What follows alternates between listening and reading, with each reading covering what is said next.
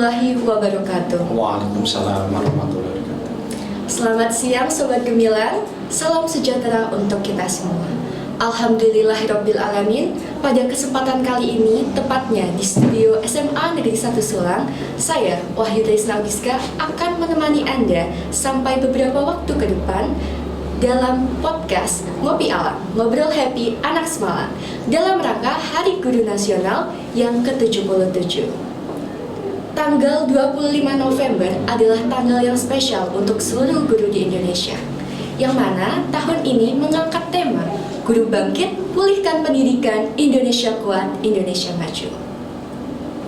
Peringatan Hari Guru sendiri adalah bentuk apresiasi dan penghargaan pemerintah atas kinerja guru selama ini guna untuk meningkatkan profesionalisme dan kualitas mutu pendidikan Indonesia. Suatu inovasi biasanya terbentuk atau tercipta ketika kita dihadapkan pada tujuan, situasi, dan permasalahan tertentu. Tentunya, tantangan guru-guru pada era ini lebih sulit dan lebih besar daripada guru pada era sebelumnya. Nah, pada hari ini kita kedatangan tamu luar biasa, yaitu Dr. Andes Jumanto selaku Ketua PGRI Rembang. Selamat siang Bapak, bagaimana kabarnya? Selamat siang, alhamdulillah baik.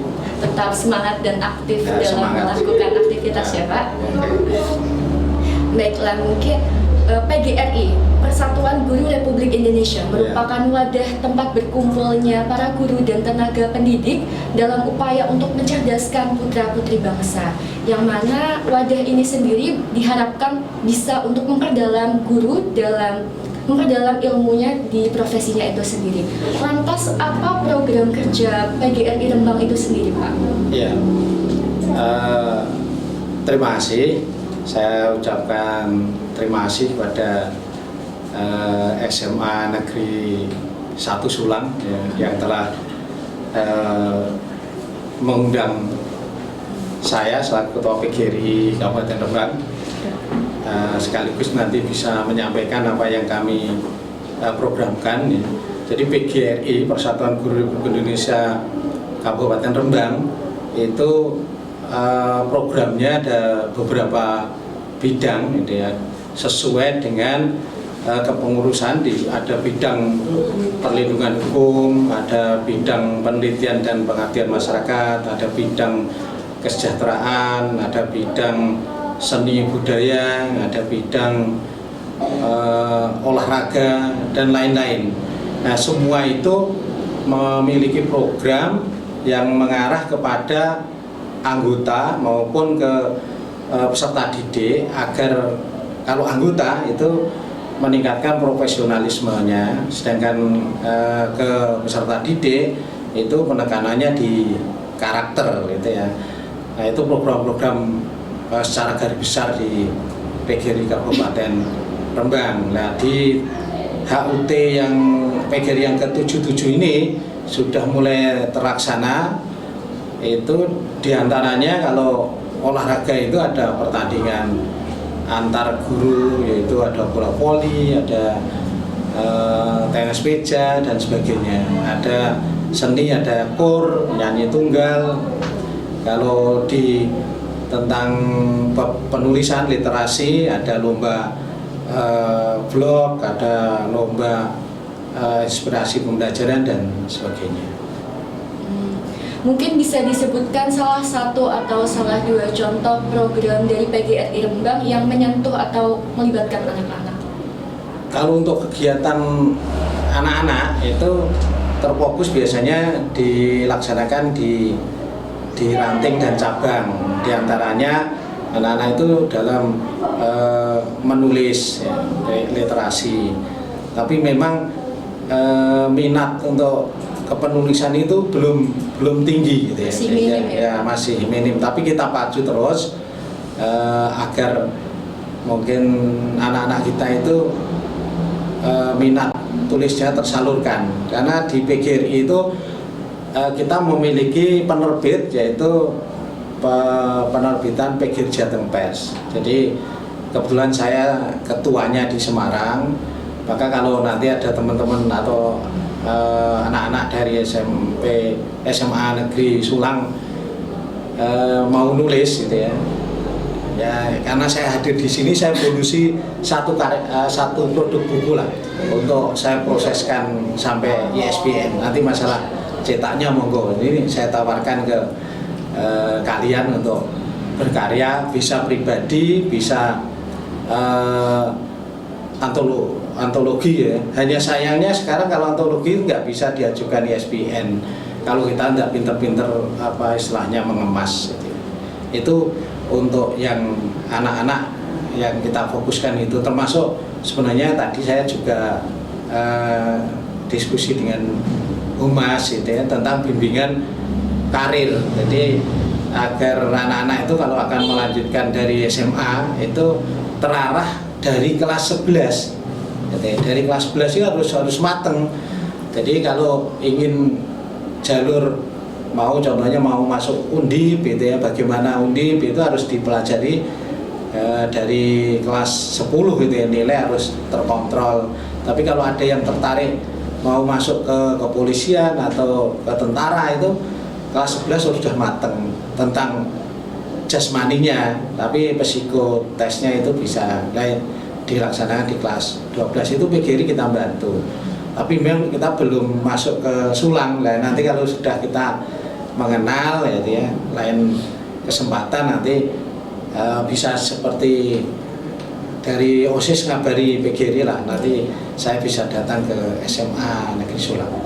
Jadi salah satu programnya membantu anak mempersiapkan sedini mungkin. Iya, yeah.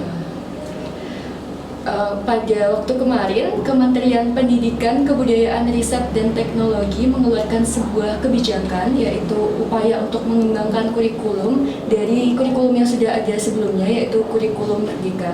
Menurut Bapak sendiri, bagaimana pendapat Bapak tentang kurikulum Merdeka itu? Ya, kurikulum Merdeka itu sebenarnya tujuan awalnya itu untuk mengejar ketertinggalan karena pandemi gitu. Tujuan utamanya itu, sehingga kegiatan yang utama yang difokuskan mengejarnya itu di karakter. Nah, maka kurikulum Merdeka itu ada kemerdekaan gurunya untuk menentukan milih materinya, termasuk menentukan kalau proyek penguatan profil Pancasilanya itu bahkan anak-anak yang bisa menentukan milih apa gitu ya. Itu tujuan utamanya di situ sebenarnya. Karakternya tergarap di proyek penguatan profil pelajar Pancasila. Maka PGRI itu mendukung gitu ya agar itu terlaksana, sehingga PGRI ini ada program lewat SLCC itu ada webinar rutin untuk Bapak Ibu guru mempelajari kurikulum Merdeka lewat Plafon Merdeka Mengajar atau pelatihan mandiri itu kita rutin. Kemarin baru pembahasan topik 1, topiknya nanti sampai sementara ini ada 13 ya, nanti ditargetkan tanggal 14 Desember selesai. Berarti menurut Bapak, apakah kurikulum Merdeka ini lebih baik dari kurikulum yang ada sebelumnya? Kalau itu kita belum bisa ngukur ya, karena kita belum teruji, tapi salah satu tujuannya, punya harapan kurikulum Merdeka itu akan lebih baik gitu ya. Tapi secara penelitian untuk apa ini baik belum, karena ini nanti akan dievaluasi 2024. Jadi tahun 2024 nanti akan dievaluasi kurikulum Merdeka ini, dan nanti akan ditetapkan jadi kurikulum apa namanya nanti. Kalau ini kan baru prototipe ya, jadi seperti uji coba lah. Menurut Bapak, mengapa seorang guru harus memiliki sikap yang inovatif dan kreatif? Akankah kita akan terus berkutat pada pola pembelajaran yang konvensional?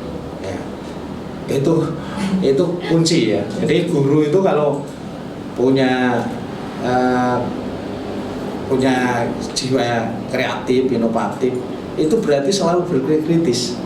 Nah, agar anak-anaknya utama itu juga berpikir kritis. Jadi saya punya pengalaman, saya penekanannya ya itu pada berpikir kritis. Jadi anak-anak itu harus selalu diajak berpikir kritis. Nanti dengan berpikir kritis anak itu akan berpikir secara inovasi. akhirnya akan kreatif gitu ya. Nah kalau gurunya sendiri tidak kreatif, inovatif, ya nanti muridnya harus bagaimana. Maka ini bagi saya harapkan atau saya himbau kepada semua guru agar selalu berkembang ya, mengajak anak selalu berpikir kritis dan selalu berbuat secara kreatif dan inovatif gitu ya. Lalu bagaimana cara mewujudkan guru yang inovatif dan kreatif tersebut di tengah banyaknya tantangan di zaman saat ini? Ya, baik itu ya. Terutamanya guru itu harus banyak membaca. Membaca itu tidak hanya tulis, tapi membaca lingkungan. Jadi utamanya yang saat ini membaca itu bisa kan dari media sosial, gitu. Tidak hanya dari buku, tapi buku e-book bisa. Nah, dan berpikir kritis tadi, jadi apapun itu dipikir dan dicari pemecahan masalahnya. Jadi nanti dari banyak bacaan itu otomatis guru itu akan mengarahkan muridnya memberikan suatu permasalahan. Jadi kalau murid diberi permasalahan, maka murid nanti akan melakukan berpikir kritis dan mencari solusinya. Lalu menurut Bapak bagaimana langkah para guru agar dapat memberikan ilmu yang lebih leluasa diterima oleh para murid? Karena yang kita tahu banyak murid-murid yang mungkin susah ya menangkap pelajaran, apalagi jika pelajarannya bukan pelajaran yang mereka sukai. Ya gini, ada kata kunci yang pokok ya, itu guru harus menyenangkan dulu. Jadi pertama itu guru harus menyenangkan murid-muridnya. Kedua, guru harus demokratis, gitu ya, lapang dada, jadi selalu sabar, gitu ya. Dan guru harus mengikuti apa yang dimau muridnya. Gitu ya. Jadi kalau gurunya itu sudah menyampaikan apa yang diinginkan oleh muridnya dengan lapang dada, sabar, demokratis, saya yakin nanti muridnya akan senang. Kalau kata kuncinya itu menyenangkan, itu jadi mudah. Walaupun barang mudah, kalau kita nggak senang jadi sulit. Itu rahasianya itu. Jadi harus bisa menyenangkan dan membuat suasana kelas menjadi menyenangkan itu tadi ya Pak. Sesuai keinginan muridnya. Di zaman sekarang ini mulai banyak bermunculan teknologi yang dapat mendukung proses pembelajaran. Tapi sayangnya banyak tenaga pendidik yang masih belum bisa menguasai teknologi tersebut. Lalu bagaimana tanggapan Bapak terhadap tuntutan zaman tentang penguasaan IT bagi guru? Kalau guru itu sebenarnya wajib menguasai IT ya. Tapi ya karena orang itu bermacam-macam ya. Bahkan ada pepatah itu memang ada yang gini. Ada guru, ada suruh pembelajaran daring tapi gurunya sendiri nggak tahu caranya daring. Nah ini yang fatal. Nah saat ini ada tuntutan guru itu harus menguasai IT karena dengan kita pegang HP aja kita akan mudah segalanya. Ya contohnya mau ngirim materi ke murid ya cukup dengan HP, atau kita ngirim uang cukup dengan HP. Kita nyari materi apa bingung tinggal ketik di HP. Jadi kalau dulu kita kadang-kadang harus buka kamus yang tebal, terus kita perlu tanya ke teman gitu ya. Sekarang enggak, HP itu membantu kita. Maka teknologi selain HP mungkin kita pakai internet ya, laptop itu harus. Kalau guru sampai enggak mengenal IT itu sama aja dia itu seperti seperti mayat hidup gitu, sehingga dia nggak ada isinya. Lalu bagaimana cara mengatasinya Pak? Apakah ada pelatihan khusus untuk guru-guru yang seperti itu atau bagaimana? Ya ini PGRI itu sudah melakukan kegiatannya agar guru-guru semua melek IT ya.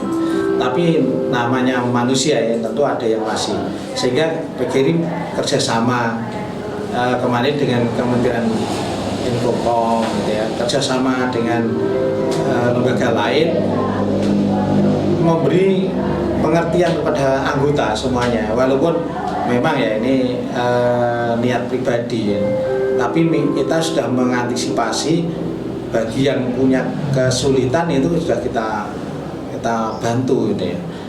Nah, tapi ya itu tadi kalau 100% apa sudah bisa ya belum gitu ya, karena kita sudah survei tetap ada 1-2 yang terutama ada yang alasannya karena sudah tua, padahal itu nggak jadi alasan. Lalu menurut Bapak bagaimana mewujudkan kondisi kelas yang aktif yang mana siswa dapat melihat kondisi atau permasalahan nyata, tak hanya menjadi pendengar pasif dari apa yang dijelaskan guru-guru saja? Ya, yang pertama ya untuk guru dulu ya, untuk menciptakan kelas yang aktif, anak kelas yang apa istilahnya hidup lah istilahnya. Guru itu harus menguasai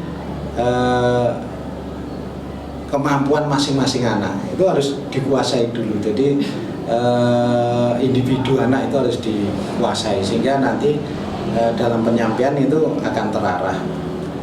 Nah ini dari awal guru harus pegang gitu ya, anak ini punya kemampuan seperti ini, si A segini, ini kunci dulu. Nah setelah itu nanti akan memberikan materinya itu harus benar-benar yang dibutuhkan anak tadi.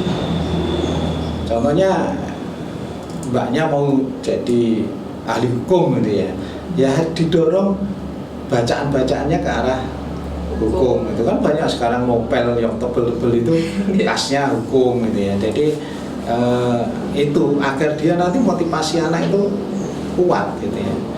Jadi jangan sampai guru memberi materi yang anak tidak mengenal gitu ya. Kalau disulang sini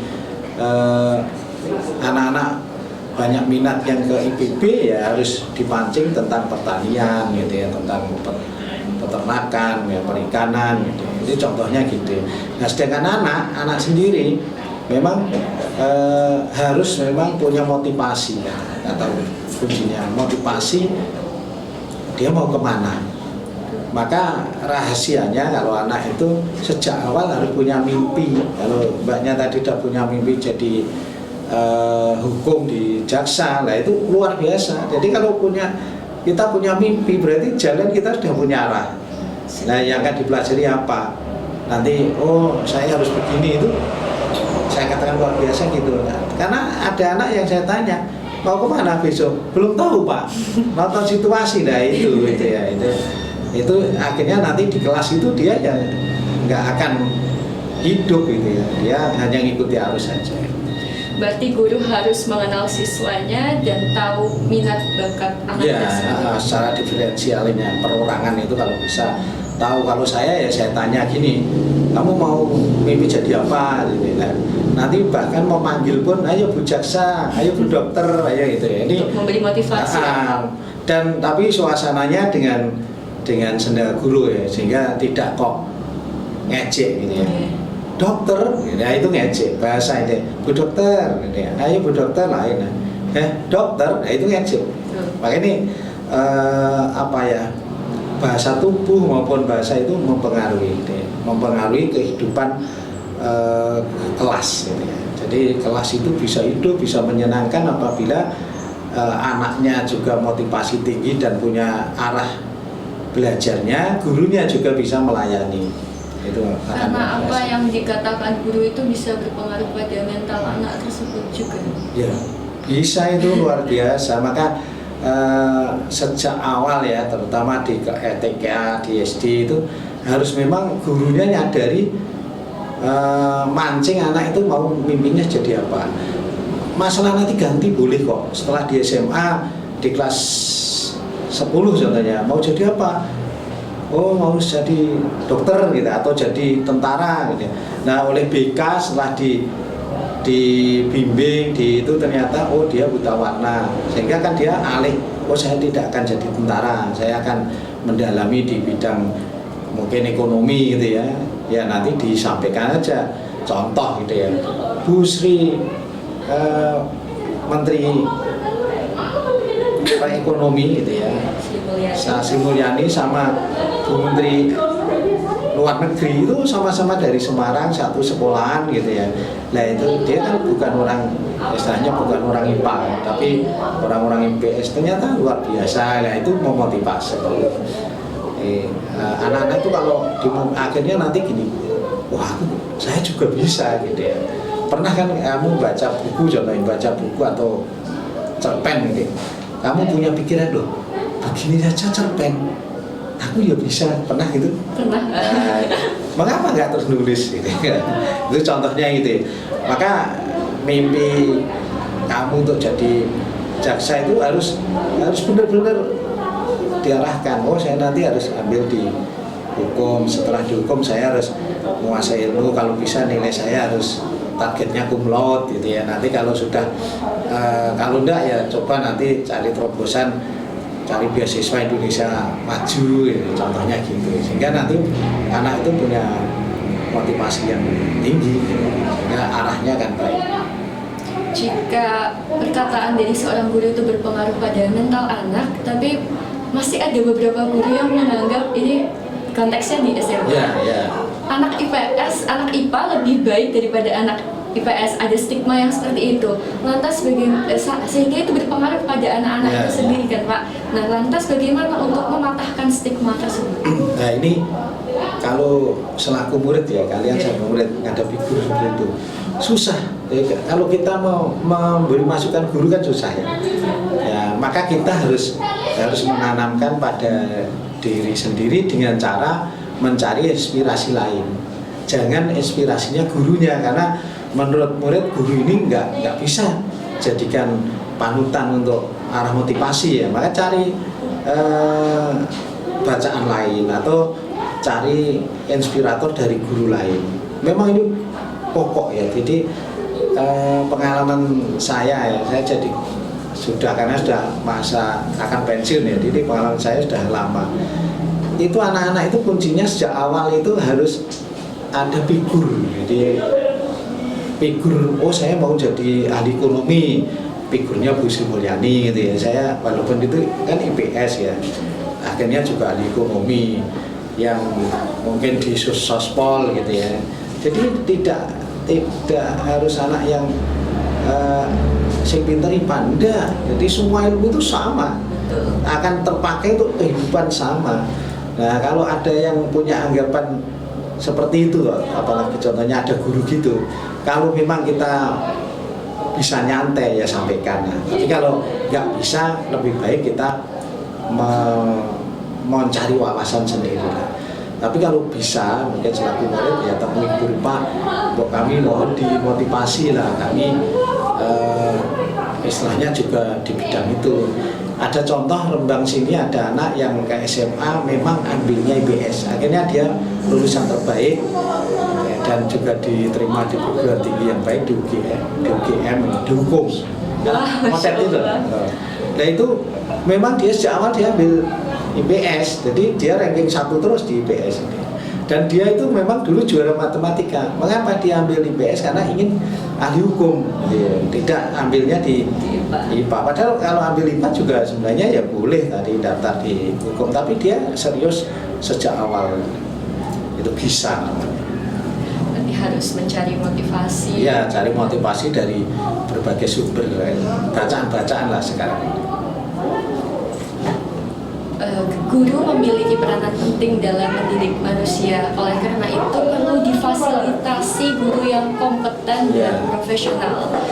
Apa upaya untuk menyediakan guru-guru yang kompeten dan profesional tersebut? Ya kalau PGRI itu ada pelatihan ya, ada istilahnya ada seminar, ada sekarang dengan online ini ada webinar gitu ya. Arahnya memang gitu. Kita kalau 100% guru akan baik semua ya memang berat, tapi minimal bisa mengurangi lah guru yang belum punya visi ke depan yang ya, tinggi itu ada. Maka ya saya berharap lah kalian bisa menyponsori, ngajak teman-teman agar punya visi ke depan. Jangan takut karena biaya gitu ya, jangan takut karena biaya. Kalau Rembang kan ada beasiswa dari kabupaten, ada dari bidik misi pemerintah, nanti bisa ke Indonesia Maju. Kalau dari SMA itu kalau kamu ini tertarik ya, mau tertarik ke luar negeri kan ada itu pendaftaran Indonesia Maju, nanti harus diterima di perguruan tinggi negeri luar negeri dulu syaratnya. Nah itu kalau nanti arah ke sana mungkin adiknya besok itu tinggal ngajak. Itu memang istilahnya gimana ya, sekarang itu murid itu bisa wawasannya luas apabila kadang-kadang juga gurunya juga luas. Ini harapannya begitu. Sudah waktunya guru meninggalkan gaya mengajar yang dengan model konvensional dan beralih ke paradigma baru, yaitu cara mengajar yang kontekstual. Guru inspiratif bukanlah guru yang sekedar mempunyai orientasi kurikulum, tetapi juga memiliki pandangan yang lebih komprehensif. Begitu pula guru inovatif yang senantiasa mengevaluasi pembelajaran yang telah dilaksanakan untuk meningkatkan kualitas pembelajaran, minat siswa, dan mengembangkan pengetahuan serta wawasan yang dimiliki, sehingga bisa memperbaiki cara mengajar menjadi lebih baik. Perubahan besar pada seluruh aspek kehidupan serta pesatnya perkembangan pengetahuan dan teknologi menuntut guru untuk semakin terampil dalam menyajikan pembelajaran. Disinilah kita tahu pentingnya seorang guru yang inovatif. Baiklah, tak terasa kita sudah berada di penghujung acara.